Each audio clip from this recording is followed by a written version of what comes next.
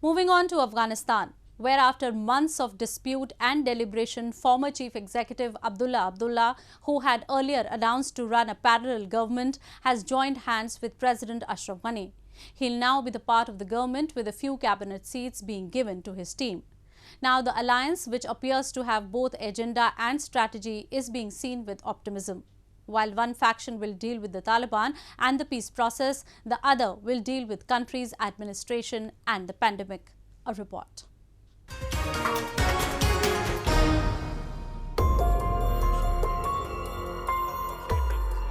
Ending the months-long political stalemate, a power-sharing deal between the President Ashraf Ghani and his rival and former Chief Executive Abdullah Abdullah has been signed. Although the deal was not formed on the lines of 2014 power-sharing formula, it has seemingly been signed keeping the national interest in mind.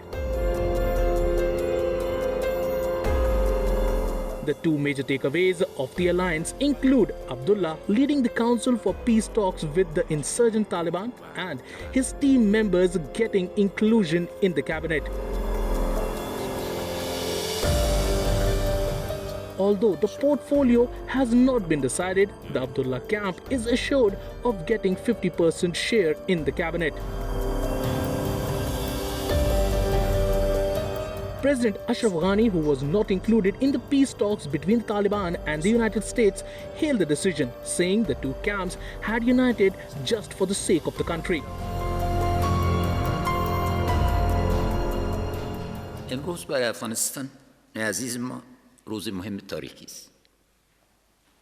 افغان‌ها ثابت ساختند که با تدبیر، عقل جمعی، با منافع ملیشان میاندیشند و با آن متحدند.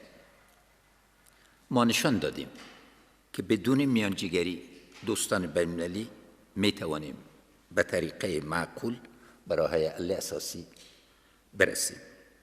در افغانستان د ملی مصالحه د عالی شورا رئیس محترم دکتر صاحب عبدالله عبدالله څخه مننه کوم چې د هېواد ملي ګټو ته یې خپل ژمنتیا او تعهد ثابت کړل او دغه لوی مسؤلیت یې ومنل. Ashraf Ghani and Abdullah Abdullah, both of them being the most influential people in the war-torn country, are political rivals since 2014 presidential elections. Just like these elections, in the previous elections too, both of them fought a tough contest, and a subsequent war of allegations had followed. Abdullah Abdullah had remained defiant post these elections and had even threatened to run a parallel government.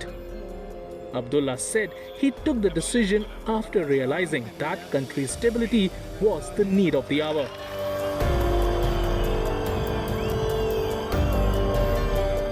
و طبعا در فضایی که بود توافق سیاسی هم یک کار آسان نبود، چون نظرات بسیار متفاوت بود، اما با یاری خداوند بزرگ به خاطر رضای خدا و منافع اولیای کشور یک قدم بزرگ برداشته شد. بی‌ثباتی به نفع افغانستان نبود، میتونست افغانستان به قهقرا ببره. The news has also given a shot in the arm to the US and NATO, who have its troops stationed in the region.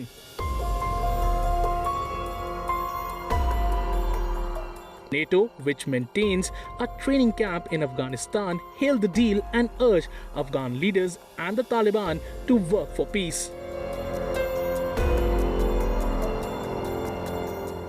The US was frustrated by the growing impasse between the two men, even after Secretary of State Mike Pompeo traveled to Kabul in March to mediate.